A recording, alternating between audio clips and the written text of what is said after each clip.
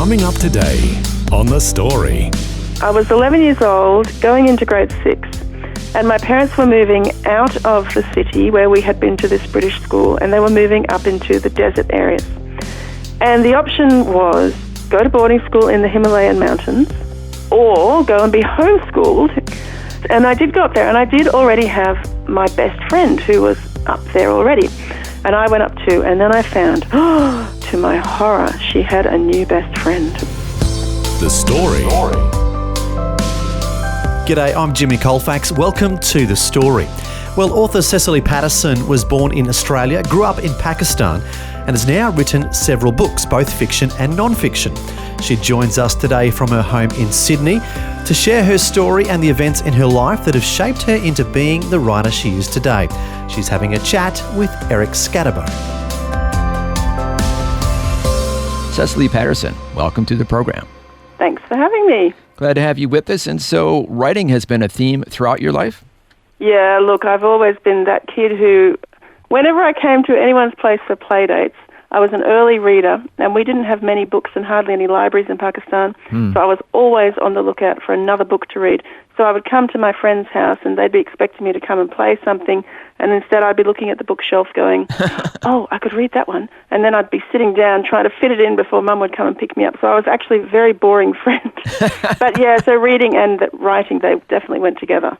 All right, well, let's find out about your background. You were born in Australia, and then you grew up in Pakistan. Yeah, so my parents were missionaries, and I think when I was about 2.5, they went to train as missionaries in Melbourne, and then we left for Pakistan in 1976, and I was 3 years old, and I do have a memory of arriving in Karachi at the airport.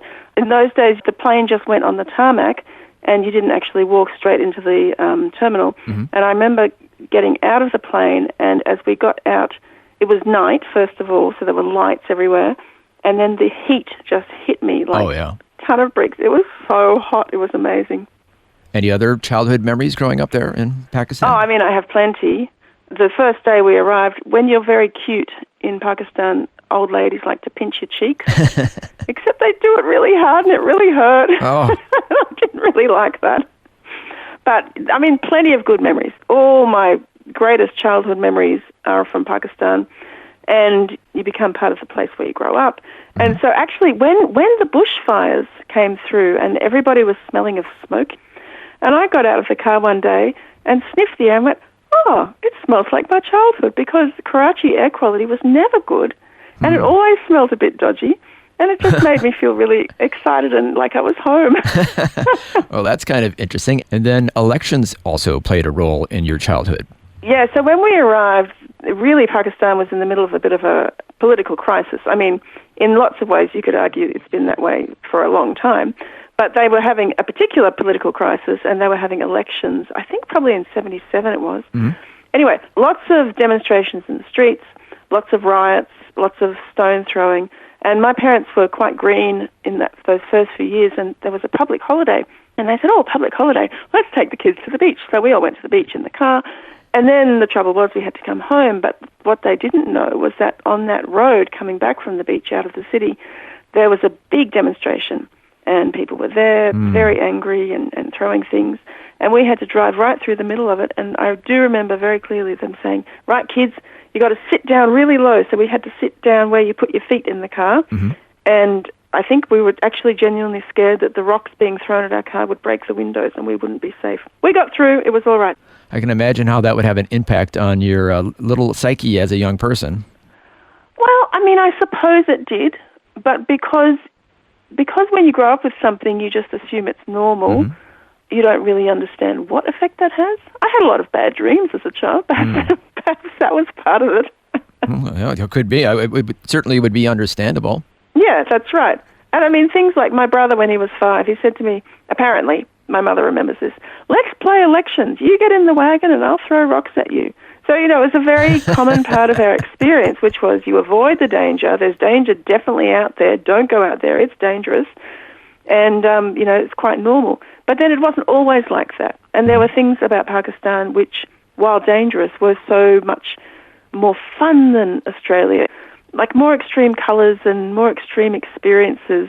Everything was sort of amplified, I suppose. It was hotter, and it was yuckier, and it was dirtier, but it was also more exciting as well. Australia seemed very safe and carpeted, if you like. Everyone's house was carpeted, and no one's house in Pakistan was ever carpeted. And to me, that sort of exemplified the difference between living in the two places. And your favorite childhood memory growing up in Pakistan? We went on a lot of holidays in the very, very north mountainous regions. And my father loves a bit of adventure, and so we got in the four-wheel drive and we drove on roads that nobody in their right mind should probably ever drive on. And we got to places which were so incredibly pristine and beautiful and raw that, I mean, they were just amazing. You wouldn't see anything like that. So I feel very grateful that I got to see places that other people have never seen and probably never will see. And you mentioned, of course, that your parents were missionaries. What about faith in your life? Well, I became a Christian when I was 6 at the caravan park on the Central Coast. Oh, back in we Australia. We were on holidays, okay. And my parents had always been generous enough to read the Bible to us when we were little children and to explain what the gospel was. And I remember when I was 6, we read about Jesus died on the cross, and I was overtaken by the sense of that was for me, and that's real, and I need to do something about that. And so I cried, obviously, because you always cry, and had a little bit of I want to become a Christian, and then I did. So that relationship that you started, putting your faith in Jesus from 6 years old, that has stayed throughout your life? Yes. Wobbly here and there, but mostly very firm. Okay, so you put your faith in the Lord at 6 years old, and then at 8 years old, you had another life-changing event. Yes, I did. So I went to this very little, tiny British school in Karachi, and because our numbers were very small, we had a primary school writing competition. It was called the White Essay Cup, and somebody called Mr. White or Mrs. White must have donated a cup at some point. Anyway, every year they had this annual writing competition, and I was in year 3, and it was time to do the White Essay Cup, and so we all had to sit down and write a story. And I wrote a story about eating a chocolate frog, and chocolate frogs were very special because I didn't get chocolate frogs in Pakistan. They were an Australia thing. But I ate this chocolate frog. I turned into doll size and went to solve a problem in the doll's house. And chocolate frogs and dolls' houses were two of my favorite things. They probably actually still are. Anyway, I wrote this story. It all went away. I thought nothing of it. And then one day they announced the winner to the White Essay Cup, and dun-dun-da-da, of course, it was me. But the fact that I was in year 3 and had won this thing, which, only year 5 or year 6 has won, I was quite excited about it. And I thought, I could actually be a writer perhaps. And it really stayed with me. And I think then a few months later we must have gone back to Australia, and I remember looking, must have been an Angus and Robertson bookshop window. And I looked at that window and it had a whole array of somebody's books in there, and I thought to myself, one day I'm going to have a whole array of my books in a bookshop window. That has not happened yet. I am still not there. You're working on it. I'm working on it. Now let's move on to boarding school and how it shaped your life. Yeah, so I was 11 years old, going into grade 6, and my parents were moving out of the city where we had been to this British school, and they were moving up into the desert areas. And the option was go to boarding school in the Himalayan mountains, where I already had people that I knew, or go and be homeschooled in a place where it was 45 degrees for probably 7 months of the year every single day. And I went, I'll take the boarding school, thanks, because 45 degrees is not a great option. Yeah. So it was my choice, and I did go up there, and I did already have my best friend who was up there already. So we'd been best friends since grade 3 or grade 4, but we didn't live near each other, so we didn't see each other a lot. Anyway, she went up to boarding school. She'd been there for a couple of years, and I went up too, and then I found, to my horror, she had a new best friend. Oh, no. This was very actually devastating. When you're 11 years old, this stuff will turn your world upside down, and it really did, because this other girl, her new best friend, didn't like me. Oh, made it even worse. Yes. So the purpose of this girl's existence for a few months was really to make my life pretty miserable. Oh, boy. So I would say it was bullying, really, and I was really miserable and unhappy for that first whole semester, which was 20 weeks long, away from home for the first time. No friend when I thought I had a friend, and just everybody just being pretty horrible to me. So it was, it was life-shaping. And I think what it gave me was the fact that there's always someone on the outs. It feels crummy to be on the outs. And Jesus was very real to me at that time, which was lovely, but I also needed a friend. And then I had to think about things like, nobody actually wants to be my friend. Why is that? Is there something wrong with me? So those were all things that over a long period I had to think about. But it got better, and boarding school got better, and, there were plenty of good times at boarding school. I'm not going to dismiss that. But those first few months, that first year was pretty harsh. Did that kind of shape your writing fiction in years to come in the future? Yeah, it absolutely did.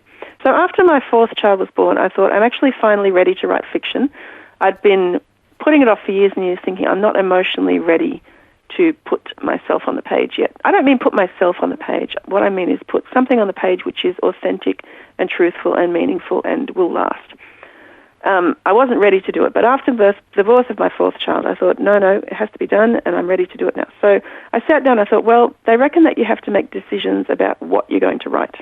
You don't just write anything and then hope it'll sell. You actually have to say, I'm writing for this age group or this audience niche. Choose a niche, stick with it. Every book is not for everyone, so you have to pick. So I looked at it and thought, okay, well, the thing that in my life most stands out to me is that 11 and 12-year-old, who am I, who are my friends, how do I relate, what's my voice, all of those sorts of questions, and really because of boarding school. So I thought, I'm going to write for 11-year-old girls who are lonely or who are struggling with their friendships, specifically, and not particularly Christian books, but for everybody. But they're going to have hope in them, and they're going to have wisdom and truth about friendships and relationships, and they're going to have a good mentor for the girl character. And it's all kind of inspired by that difficult period you had in your own life. Exactly. Who would have thought, hey? Yeah, going all the way back. So those raw feelings from that young age, they're still alive in you. Oh, very much. Yes.